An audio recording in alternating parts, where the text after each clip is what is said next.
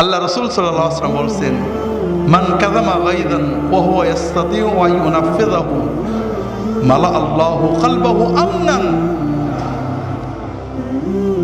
যদি কেউ রাগ হয়েছে এমন মানুষের উপরে যার উপরে রাগ ছাড়া যায়, এমপি ডিসি এসপি অন্যায় করেছে, খুব রাগ হয়েছে, কিছু করা যায় নাকি?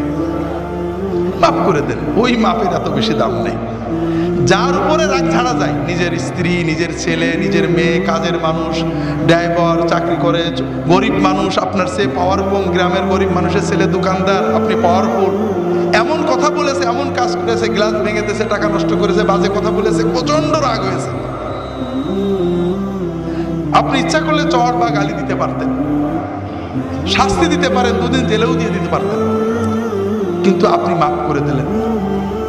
আপনি চিন্তা করলেন, আমার রবের কত অন্যায় করি, সারাদিন অন্যায় করি, আমার রব আমার বাতাসটা বন্ধ করে দেয়নি, আমার চোখটা কানা করে দেয়নি, আমার নিয়ামত খুলে রেখেছে, আমার রবের একটা বান্দা, আমি তাকে মাফ করে দিলাম। আল্লাহ রাসূল সাল্লাল্লাহু আলাইহি ওয়াসাল্লাম বলছেন, যদি কেউ ক্রোধ এক্সিকিউট করার ক্ষমতা থাকা সত্ত্বেও ক্ষমা করে দেয়, ক্রোধ সম্বরণ করে, আল্লাহ এত খুশি হন যে কিয়ামতের কঠিন দিনে ওই ব্যক্তির অন্তরটাকে শান্তি দিয়ে, নূর দিয়ে ভরে দেবেন।